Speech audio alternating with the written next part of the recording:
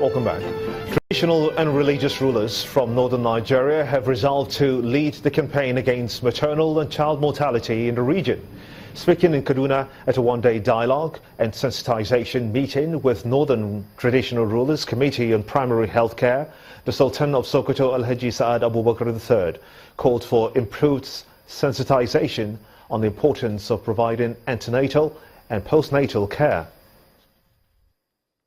No fewer than 100 women die daily across northern Nigeria during childbirth. That's according to the United Nations Population Fund report. This has been largely attributed to factors such as medical complications, poverty, lack of education, as well as inadequate medical facilities, among others. This troubling statistics is why these traditional rulers, professionals and others are gathered here to brainstorm and find ways of addressing the challenge.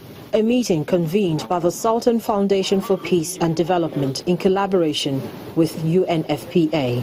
We know we have to work with the states, but in working with the states we must go out and carry out this assignment to the best of our ability. We must build confidence in our people. Let them continue trust in us. Because the day we allow people to build confidence in us and lose trust in us on our stand to help them, then we are finished. So we have to work on this. The Dean, Faculty of Medicine, Kaduna State University, Dr. Joel Adeze, believes illiteracy and cultural beliefs contribute to high rate of maternal deaths.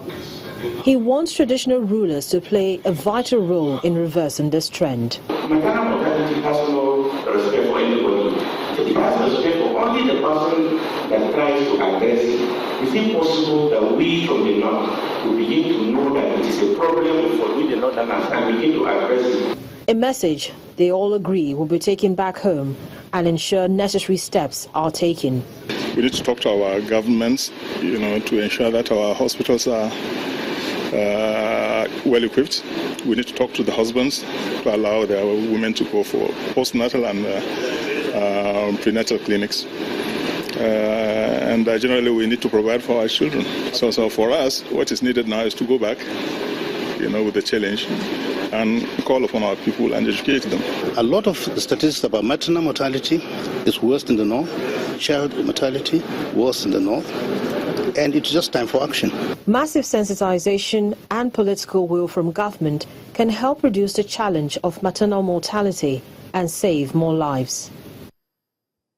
Over 1,000 residents of Yelwata Wuji community in Lafia East Look development area of Nasarawa State are crying out over lack of social amenities, which they say has caused them hardship for over 60 years. Their woes have also been compounded by recent floods that destroyed farmlands and homes. Our community report tonight examines the plight of people struggling for survival.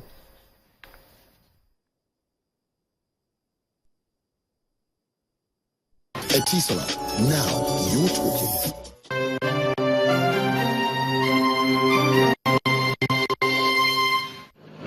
From the meaning of the names on this board, there is an insight into one of the many problems of this community. While Yawata in Hausa language means increase, Wuji in Chinese means a state of emptiness. So there is a confusion what exactly should happen here. Because, try as they might, the over 1,000 residents have a difficult time finding headway to develop their community.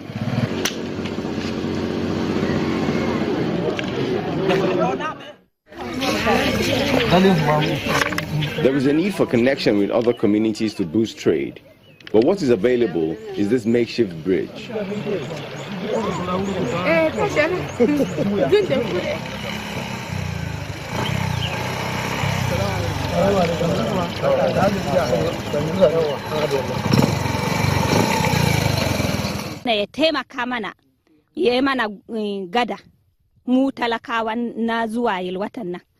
We want the government to construct this bridge for us, as it is the only road out of our village.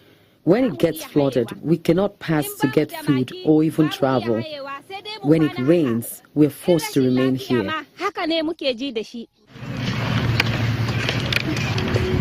Farmers toil on the farms every day, But in the end, flood waters wash all their hard work away, leaving them with very little or nothing.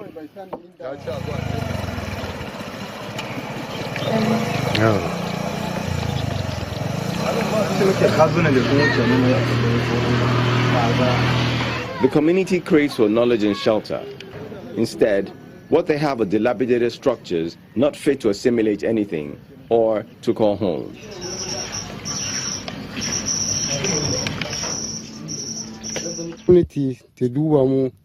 We're appealing to the government to build a school, a hospital for us, and to provide electricity. We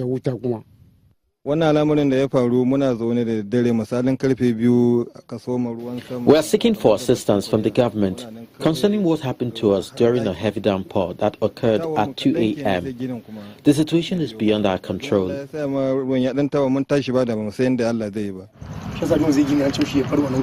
people, both young and old, are, for a lack of a better expression, completely at their wits' end. Their hope of sanity lies at the doorstep of the authorities. So what succor are they being offered? The job is vertically and horizontally enormous. So we are going to collaborate with the governor of Nasarawa State.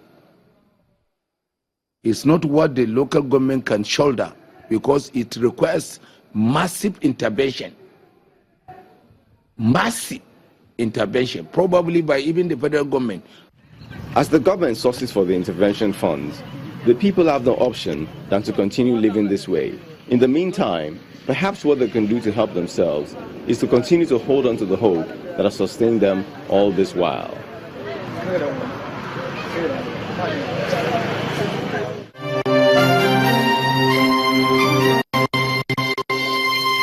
Etisola, now you're talking.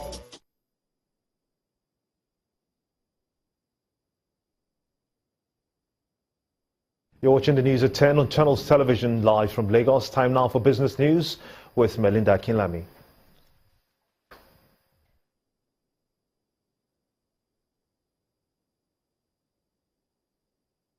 You first. First Bank.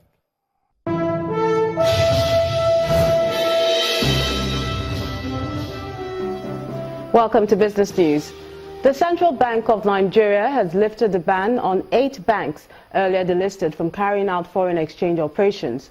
The CBN Director of Banking Supervision, Ms. Tokunbo Martins, who was speaking at a news conference in Abuja, says the Apex Bank took the decision after receiving a repayment plan from the affected banks. We've had engagements with the body of CEOs, and they have been interacting amongst themselves. And I'm happy to tell you today that the banks that were hitherto banned have been released from the ban. And the reason is because all of the banks, after discussions and engagements under the auspices of the body of CEOs and the CIBN, have all submitted credible repayment plans, which we, the Central Bank, found acceptable. So as a result of that, all those banks have been reinstated in the foreign exchange market.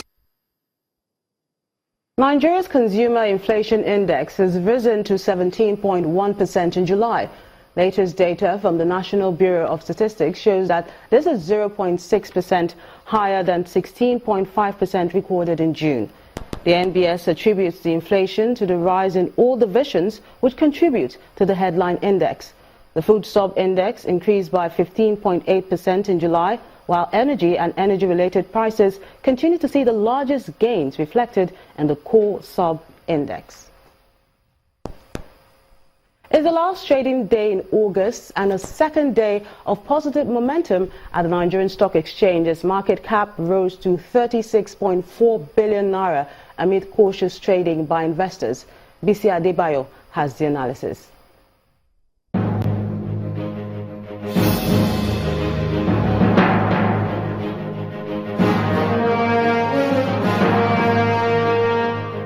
Hello and welcome to the Stock Market Reports.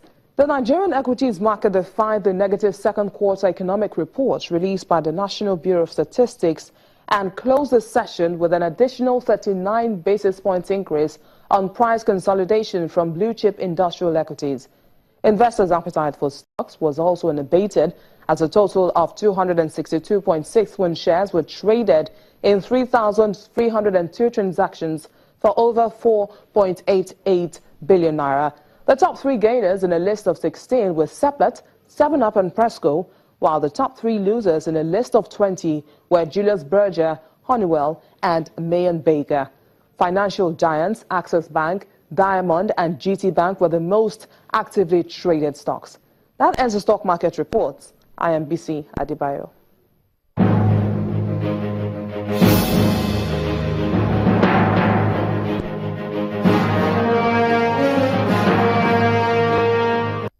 Thank you so much, BC.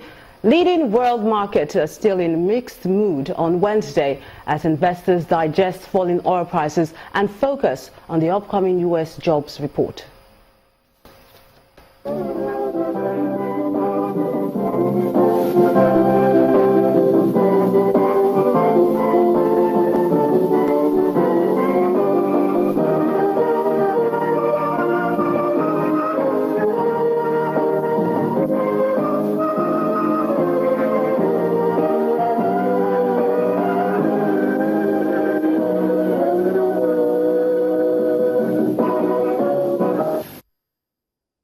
And that's Business News. Thank you so much for watching. I'm Melinda Akinwami.